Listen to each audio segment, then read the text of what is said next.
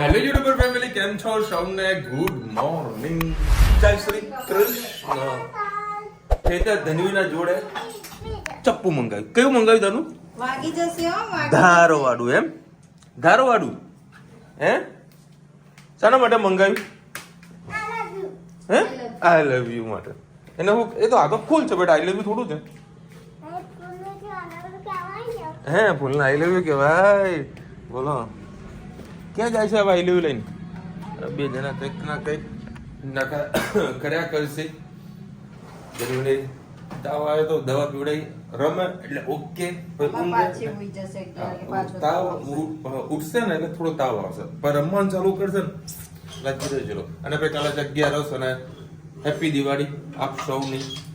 કહીએ ને કે બધી ઈચ્છા પૂર્ણ થાય દિવાળીમાં અને બધી ખુશીઓ મળે અને આવનારું વર્ષ બધાનો ખુશ ખુશાલ જાય. લક્ષ્મી નો આમ કહીએ લક્ષ્મી તો આયા જ કરે ખૂટે જ નહીં. હે ધનનો ભંડારો જો 2 થી 3 દાડા રુચિતાનો છે ને લેટ થવાની છે, પછી કોઈ ટેન્શન નથી. શું કેવું રુચિતા? કઈ કેલેન્ડર જોઈને દિવાળી સુધી હા દિવાળી સુધી બેસતા વર્ષની રજા કશો હા. પડતા દાડો બી હું ગેમ તો રમવાનો તો શું જ હે પડતા દાડા બી આપણે દુકાન તો ચાલુ તો છે જ.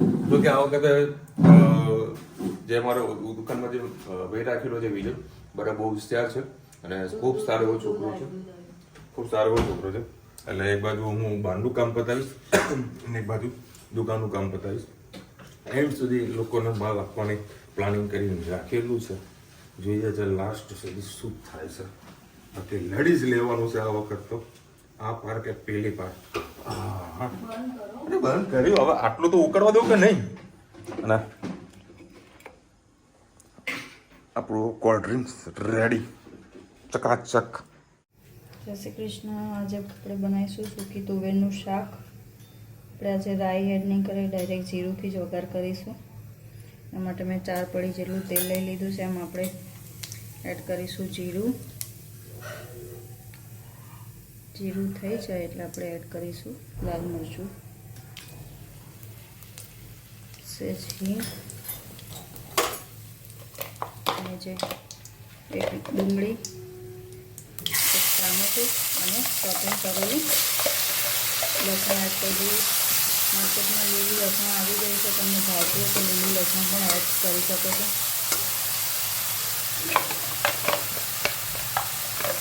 થોડું મસાલામાં દવા દઈએ.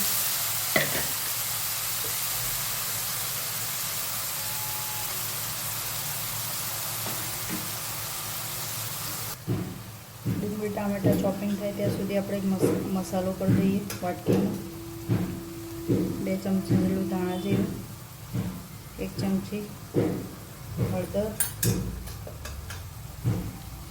થોડું 2 ચમચી જેટલું લાલ મરચું, સહેજ એમાં આપણે મીઠું એડ કરીને સરસ ગોળ બનાવી લઈએ પાણી એડ કરીને.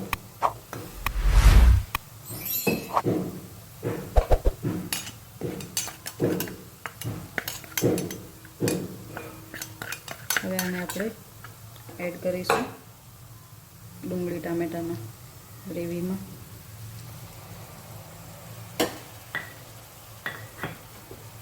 ગેસની ફ્લેમ ફૂલ રાખીએ.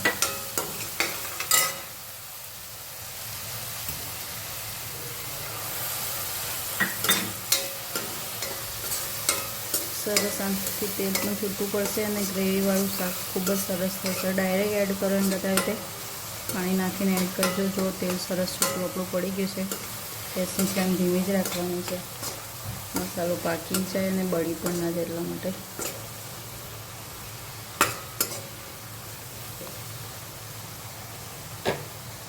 સહેજ આપણે કટકી ગોળ એડ કરીશું.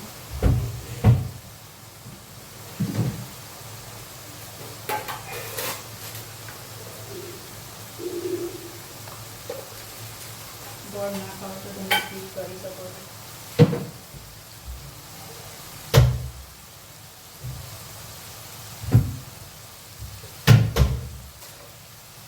હવે આપણે છોલે મસાલા એડ કરીશું.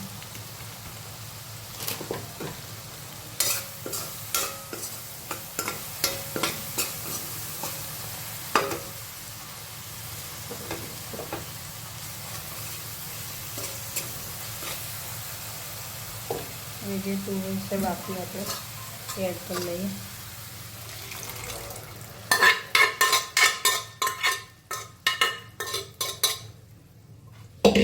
ગેસને ફ્લેમ ફૂલ જ રાખવાની. પાણી મેં બરાબર જ એડ કરેલું છે એટલે હું પાણી કાઢીશ ને એમ જે છે એમ જ રાખીશ. થોડીક વાર એને ઉકળવા દઈએ. તો સરસ મજાનું કે તુવેરનું શાક તૈયાર. હવે આપણે એમાં ધોઈને ધાણા એડ કરી દઈએ.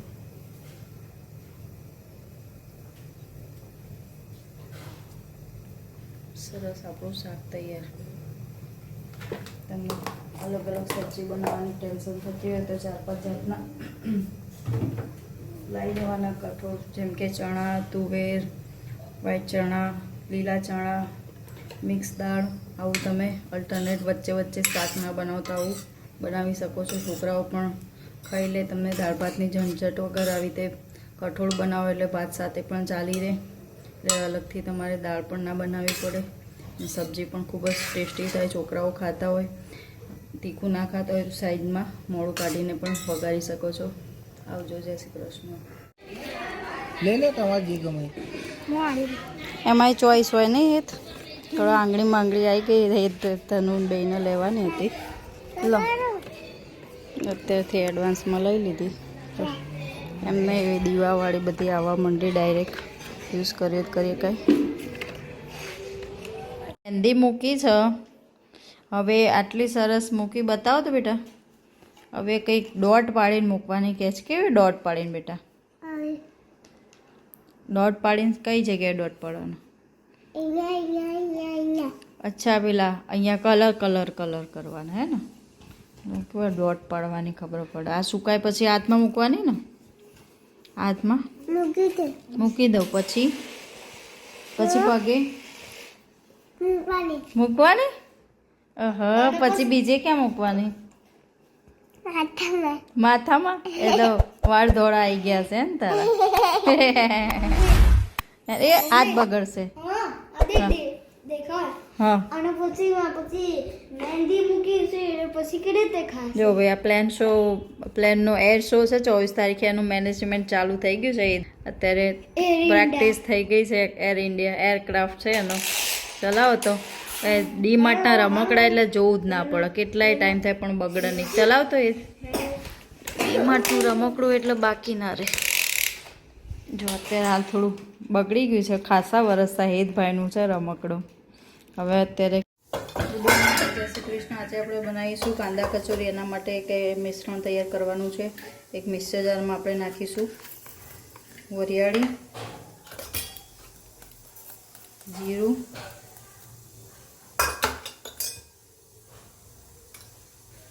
સેજ નાખીશું આખા ધાણા. કચરા મેં વાટી લીધેલા જ છે. એ નાખીશું મીઠું,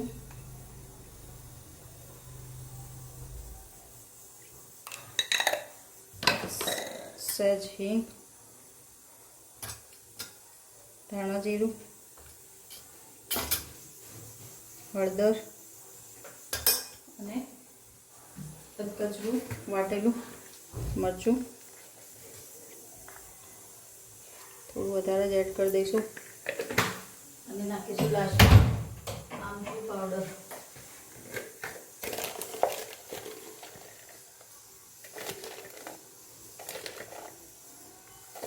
બેસવાને આપણે અધકચરું પલ્સ મોડ ઉપર ગ્રાઇન્ડ કરી દઈએ. જોઈ શકો છો અધકચરું ગ્રાઇન્ડ થઈ ગયું. બસ આ જ મસાલો આપણે કચોરીમાં એડ કરીશું. બટાકા આપણા બાફવા મૂકી દીધા છે. ત્યાં સુધી આપણે ડુંગળી કટ કરી લઈએ. હવે કચોરી માટે મસાલો કરી લઈએ. એ મસાલો ક્રશ કર્યો તો એને ખાલી આપણે સોતે જ કરવાનો છે. એના માટે એક જ પડી જેટલું 2 પડી જેટલું તેલ લઈશું. ડુંગળી સોતે થાય અને મસાલો સોતે થાય એટલું.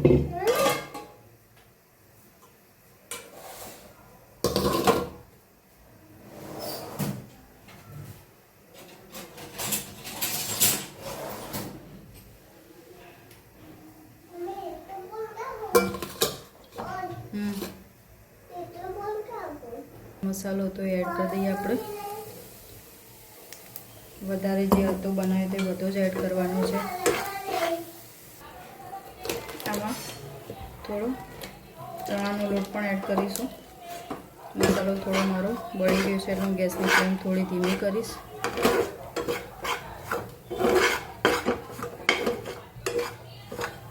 અને સહેજ તેલની જરૂર છે, આપણે તેલ એડ કરીશું.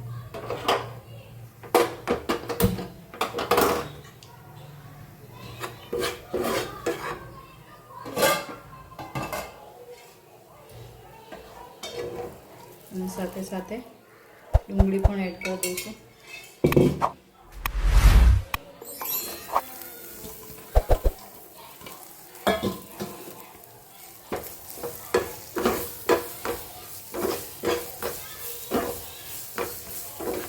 ગેસની ફ્લેમ આપણે સહેજ ધીમી જ રાખીશું, કેમ કે મસાલો આપણો બળી ના જાય. એટલે આજે મેં લાંબી લાંબી ચોપ કરી છે, આનાથી ટેસ્ટ ખૂબ જ સરસ આવશે.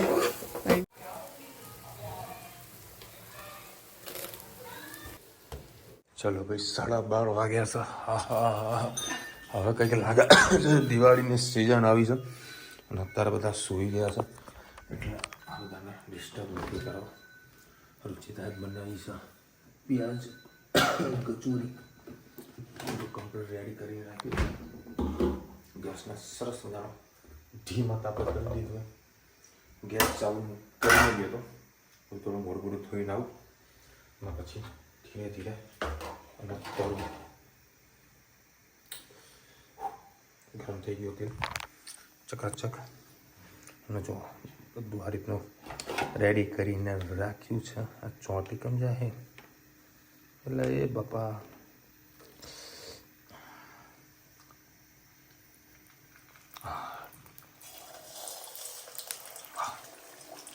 સરસ મજાનું તેલ ગરમ થઈ ગયું છે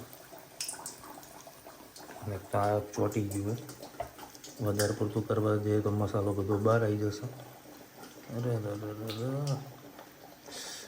ચોટી ગયા શું મને કરવા દે, શાંતિથી કરી દઉં. ઠીક હો ગઈ. જેમાં તો આપણે થઈ રહી છે. અને ખાલી થોડી પલટાવી દઉં એટલે સરસ મજાની બ્રાઉન થઈ જાય. આ કાચી હશે કે પાકી હશે સાચું કે તો આ ટપ ટપ પપ પપ પપ બોલીને એટલે અંદરથી બ્લાસ્ટ થયો હતો એ કન્ફર્મ છે. થાય ભાઈ આપણા હાથે એકલા હાથે કામ કરી લે આવું જ થાય તો મજા આવશે. અને કચોરીના આમાં બધું મિક્સ કરી દઈશ. દેખો ભાઈ આરી ચોટી ગયું તો મેં મસ્ત પાણી લગાવીને પાછું ફ્રાય કરી દીધું અને એટલી સરસ મજાની સુગંધ આવી રહી છે. હું જો સ્ટફિંગ તમને બતાવું, જો જબરજસ્ત સુગંધ છે.